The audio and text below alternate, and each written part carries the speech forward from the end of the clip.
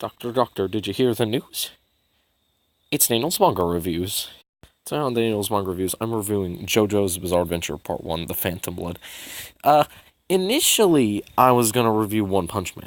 Unfortunately, I couldn't get the copy of One Punch Man I was gonna review before then, so I figured this would do. Minor note, I am very dirty. I got back from Senior Leadership Day. I kind of do a bunch of outdoors stuff, so that's why my shoes and pants are ruined. With that bit of knowledge out of the way, I'd like to note that there's several parts of JoJo's Bizarre Adventure, and it's not like Naruto and One Piece or Dragon. By that, I mean, every series sort of revolves around a new set of characters, but they're all Joestars, and a lot of characters are recurring. They show up in all series. The way it works is, there's this large line of Joestars who show up in each series, and they're always the protagonists. But they also have a bunch of side characters who sometimes reappear. This particular part revolves around this guy right here, Jonathan Joestar.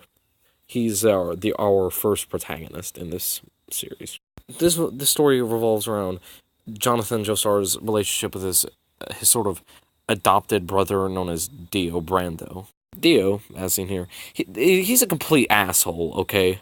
Like, he kills Jotaro's dog here, and he, kisses his girlfriend. On top of that, he wants to top Jonathan Joestar in, literally every aspect. But that's not even the worst part. The really bad thing is, Dio Brando wants to inherit the Joestar wealth, and he's going to kill Jonathan's dad. The supernatural element of this particular series is this stone mask, which has the ability to turn people into vampires. In the series, the stone mask is sort of a thing Jonathan's dad owns that he got from an archaeological expedition. The first people to actually use it were this sort of ancient, almost Mayan civilization, who kind of used it to, do sacrifices to blood gods and, ridiculous shit like that. Shit actually hits the fan when Dio puts on the mask. He becomes a vampire and tries to kill both Jonathan and his dad, and Oreo Speedway.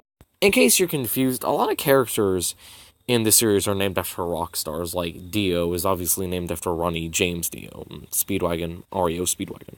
The first part of The Phantom Blood, there's not a lot of supernatural elements, it's more of character introduction and building the relationship between Dio and Jonathan and really setting up the conflict for later. Something I almost forgot to do was my friend Riley gave me this book actually a year ago, so I'm going to give him a shout out. Also, it really fucking hurts my ears every time I do it. Good God. But yeah, shout out to Riley. Thank you for this book. Wouldn't have anything to review otherwise. Something really cool in this manga is, well, it is like a lot of manga, black and white. Some pages are in color, like the first few. It's kind of neat, in my opinion. Something I continuously fail to talk about in the series is art style. I love the art style of JoJo's Bizarre Adventures. It's kind of comical in places, but good.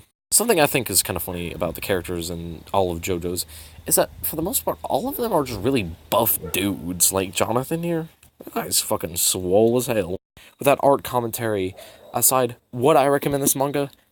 Definitely. Something I love about the JoJo series is how the character designs are unique, and the personalities are also unique on top of that. And there's all these sort of neat supernatural elements, too. To sum it up quickly, if you like buff dudes and you like supernatural stuff, I'd definitely give it a read. Definitely. If I had to give this manga a solid rating, I'd give it a 5 out of 5. Just so I can keep using the useless rating system. So I hope you guys enjoyed this review. Next week, I'm going to be reviewing Naruto, and I will be reviewing One Punch soon enough.